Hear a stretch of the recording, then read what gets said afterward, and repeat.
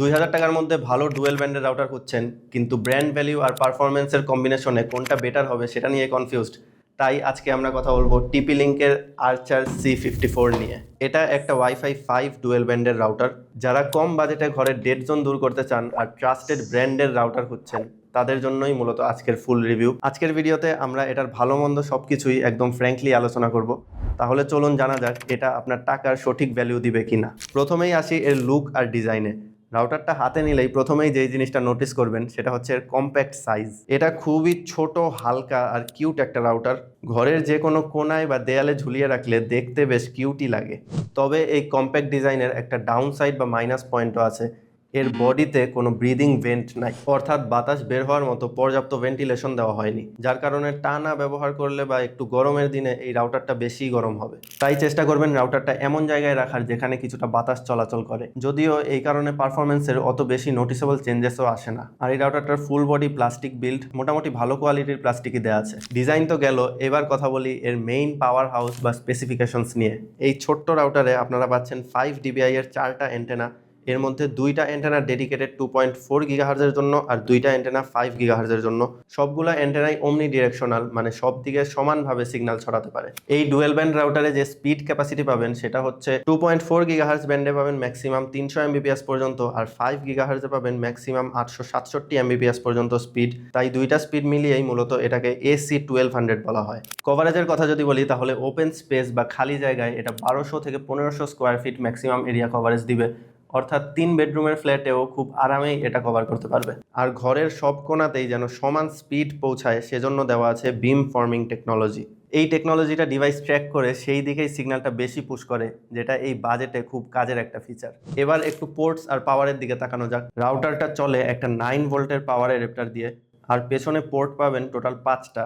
একটা 1 পোর্ট যেখানে main internet কেবল ঢুকবে, আর 4টা ল্যান পোর্ট। তবে মনে রাখবেন এটা একটা নন গিগাবিট রাউটার, মানে এটা ল্যান পোর্টে 100 Mbps ম্যাক্স স্পিড সাপোর্ট করে। অর্থাৎ আপনার ইন্টারনেটের লাইন যদি 100 Mbps এর বেশি হয় তাহলে কিন্তু এই ল্যান কেবল দিয়ে 100 এর বেশি স্পিড পাবেন না। ডিভাইস হ্যান্ডেল করার ক্ষমতার কথা বললে আপনার বাসায় যদি পর্যাপ্ত স্পিড বা ব্যান্ডউইথ থাকে তাহলে এই রাউটারটা 8 থেকে 10টা ডিভাইস একদম আরামেই চালাতে পারবে। বাজেট অনুযায়ী এটার কভারেজ বেশ স্ট্যান্ডার্ড। এখন আসি এটার সেটআপ আর সফটওয়্যার এক্সপিরিয়েন্সে। এই রাউটারটা সেটআপ করা কিন্তু অনেক ইজি।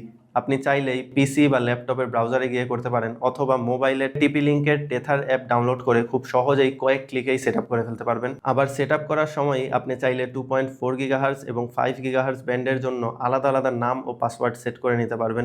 এর ফার্মওয়্যার বা ড্যাশবোর্ডে বেসিক ফিচার্স যেগুলো থাকা দরকার সবই পেয়ে যাবেন, যেমন 2.4 আর 5 গিগাহার্জের বেসিক সেটিংস, ডুয়েল ব্যান্ডের জন্য সম্পূর্ণ আলাদা আলাদা সিকিউরিটি সেটিংস সেট করার অপশন, প্যারেন্টাল কন্ট্রোল যেটা দিয়ে বাচ্চাদের ইন্টারনেট ব্যবহারের টাইম বা সাইট ব্লক করতে পারবেন, আর আপনার রাউটারে বর্তমানে কয়টা ক্লায়েন্টস বা ডিভাইস কানেক্টেড আছে সেটা একদম লাইভ দেখতে পারবেন এবং চাইলে আনওয়ান্টেড ডিভাইস ব্লকও করে দিতে পারবেন। তবে একটা জিনিস ক্লিয়ার করে দেই, এই রাউটারের ফার্মওয়্যার সেটিংস শুধুমাত্র লোকালি চেঞ্জ করা যাবে, অর্থাৎ আপনি এই রাউটারের জোনের বাইরে চলে গেলে দূর থেকে অনলাইনে বা ক্লাউডের মাধ্যমে এটার ফার্মওয়্যার সেটিংস চেঞ্জ করার কোনো অপশন নাই। যা করার রাউটারের রেঞ্জের ভেতরে থেকেই করতে হবে।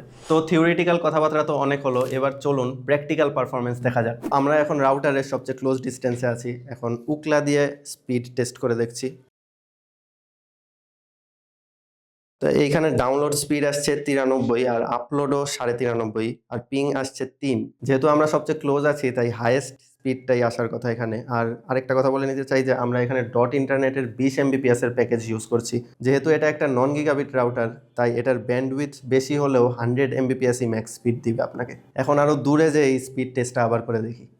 তো এখন আমরা আবার পাশের রুমে চলে আসছি। এইখান থেকে রাউটারের দূরত্ব প্রায় 40 ফিটের কাছাকাছি হবে, আর মাঝখানে একটা দেয়ালও আছে। তো এখন আবার স্পিড টেস্টটা রান করে দেখি।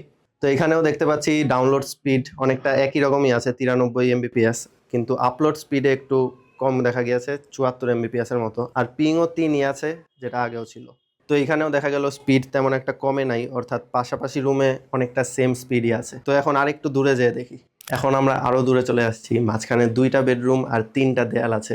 যেহেতু ডিস্টেন্স বেশি তাই 5 গিগাহার্জ থেকে 2.4 গিগাহার্জে সুইচ করে তারপর স্পিড রানটা করে দেখি। তো এখানে ডাউনলোড আসছে 80 Mbps আর আপলোড আসছে 21 Mbps এর মতো, আর পিং আসছে 4, যেটা ডিস্টেন্স হিসেবে গুড এনাফ। আর এখানে অনেকেরই প্রশ্ন আসতে পারে যে এত ক্লোজে 90 এমবিপিএস ছিল আর এত দূরে এসে 80 এমবিপিএস কেন? এটার কারণ আমি আগেও বললাম যে এইটা নন গিগাবিট রাউটার হওয়ার কারণে ম্যাক্স স্পিড এটা 100 এমবিপিএস দিতে পারবে, যদিও ব্যান্ডউইথ বেশি থাকে তারপরেও, যার কারণে এত দূরে আসার পরেও 2.4 গিগাহার্জে 80 এমবিপিএস এর ডাউনলোড স্পিড দিতে পারছে। তো স্পিড টেস্টের রেজাল্ট তো আপনারা সরাসরি দেখলেন। রাউটারের একদম কাছে থেকে আর রাউটার থেকে প্রায় 40 ফিট দূরে অন্য রুমে গিয়েও প্রায় ফুল 93 এমবিপিএসই ডাউনলোড আর আপলোড স্পিড পেয়েছি। যেহেতু আগেই বলেছি এটা একটা নন গিগাবিট রাউটার, তাই এটার সর্বোচ্চ স্পিড লিমিটই হচ্ছে 100 এমবিপিএস।